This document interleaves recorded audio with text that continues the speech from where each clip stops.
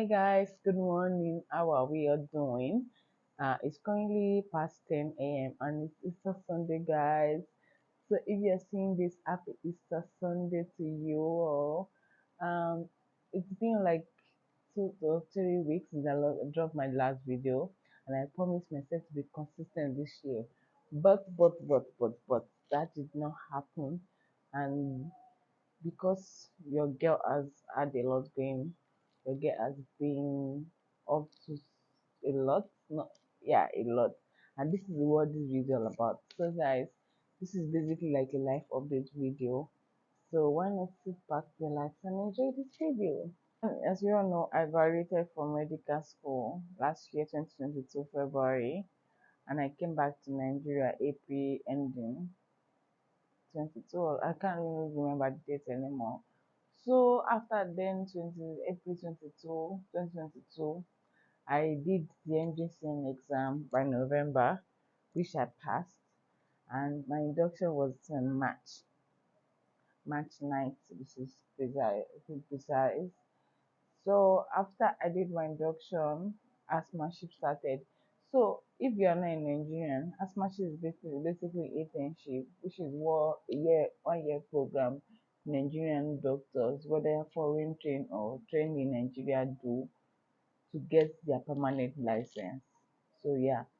So if you graduated and you didn't school in Nigeria and you do your MDC exam and pass, you're basically going to be given 2 years license to practice. But to have like permanent license, you have to do your asthmaship here, regardless whether you do your internship in outside the country or not. You have to do your internship, which we also call asthmaship here in Nigeria to get a permanent license. So yeah, when it was time to choose, I wanted to choose in Abuja, but it didn't happen. It was even on induction day they told us we should forget about Abuja because it's not on the list. There's no vacancy in the hospital there. So yeah, and the another hospital that I had in mind, it was not accommodation for doctors inside or close to the hospital. I mean, built by the hospital. And then I'm very much concerned about my security, especially for a state or city that I've not lived in. I'm very concerned about security. And then I'm very concerned about transportation, staying outside and then you have to start checking. We all know that this our job is you have to do a lot of working and then having to work again from outside the hospital to the hospital, and when you get to the hospital start walking around is what I don't want to be part of. Then I had a senior, shout out to Chika.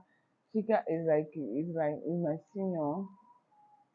We both schooled in Philippines but different schools. We've been in contact before I even graduated from medical school. So she told I learned like I know. She told me she was in asthmaship in UBTH, Uniben Teaching Hospital. So UBTH, and I had to ask her how is the place, how is she was like it's not bad, they have like accommodation. That alone struck my attention, like they have accommodation, say less. So I now had it now made me have UBTH in mind. UBTH in Benin, Uniben Teaching Hospital. So it made me had the hospital in mind, and I asked her how is the training because nothing is easy, but then it's better to go through stuff that is tough and then learn from it or learn through it, right? She was like, you are going to learn blah blah blah. Okay, they have houses for doctors where you can live with constant light and water. I'm like, okay, that sounds great. So I started making my research about the hospital, asking people about questions and all of that. There were a lot of good reviews, but there were a lot of so much workload here, blah blah blah blah blah. And I mean everything can have good reviews, right?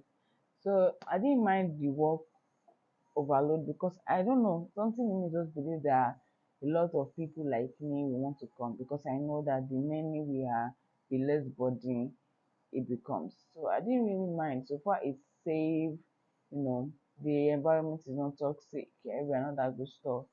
So yeah, I started my housemanship April 28th, March 28th rather. So it's basically a week and some days. I'll make a separate video about my working experience so far because right now I don't think I've gathered enough to say about how the whole thing is or how the experience is.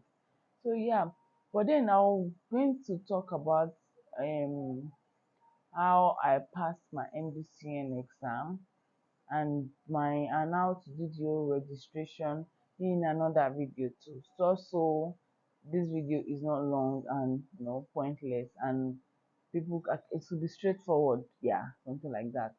So yeah, that is basically it. And now my life is just work from Monday, from Sunday to Sunday, because right now when you do your internship, you have 12 months uninterrupted. That means 12 months for every day except you're on leave, official leave. It has to be interrupted. When it's interrupted, you'll come back and do the days I do not do. So yeah. And for that 12 months, it's going to be divided between four specialties. So 3 months for each specialty. You have surgery, OBGYN, obstetrics and gynecology, you have pediatrics and internal medicine. So 4 months, 3 months for surgery, 3 months for OBGYN, 3 months for internal medicine, 3 months for pediatrics. Yeah. So right now I'm currently in surgery department. And for surgery, which is 3 months, I'm going to spend 1 month in subspecialty or in different departments or different units under surgery. And right now I'm in plastic surgery. How has it been so far? I cannot complain really, but it's not really easy. And we all know plastic surgery is not all about aesthetics or cosmetics alone. We deal with burns, fixing of things that need to be fixed, wound and all of that. So and we know that for every department you always come across these things. So we don't really have like a place to ourselves. We do have, but then you cannot stay in a one place because you have patients or you have you being they send us consultation letter to come and review patients, so you are always moving here and there, and that's the not so easy part of it, having to be moving. And UBT is a very big hospital, very very very very very big hospital. So you have to be moving from morning till night, from the beginning of your shift to the end basically. So that's it. Apart from that, I can't really complain really. I've met amazing people, sweet nurses so far. Like I said, I've always spent like approximately 2 weeks. So like I said, based on how many days I've spent, I've really met some amazing people. I've made friends, and they're really cool people. Yeah, and there's been like constant life and water before. If they call it HOR, I believe it's House of Residence or something. I don't really know the full meaning, my bad. So there's HOR 1 to 4, and each HOR has at least 20 rooms. I'm not sure exactly, but they have at least 20 rooms. So yeah, the HOR transformer got bad, and in Nigeria they mostly use water to pump, light to pump water. So if there's no light, there's a chance that there might not be water because they use light to pump water. So apart from the 2 or 3 days, I've not really had any reason to not have steady light. And the ventilation is cool too. And I'm going to say that the house is not free. The room is not free. The room costs like 13,000 a month, which is about 156,000 a year. You're not paying light bill, you're not paying water bill. It's just like 13,000 more or less together with taxation, water and light, all that good stuff. Yeah, but they are unfurnished. Disclaimer, they are unfurnished. But some rooms definitely come with a stool, a small locker table, and a wooden chair and a chair, but they are old school. I, I don't know. I can't use it. It's just there, but it serves its purpose, isn't it? Serves its purpose, and then it comes with national fridge. Some are working, some are not working. Not because they got bad, because it was too small for some people, and then they decided to buy their own and put that one away. So yeah, that's basically it. What your girl has been up to. Yeah, thank you guys for watching. Please like, comment, share, and don't forget to subscribe. Thank you guys. I will see you guys in my next video. Bye for now.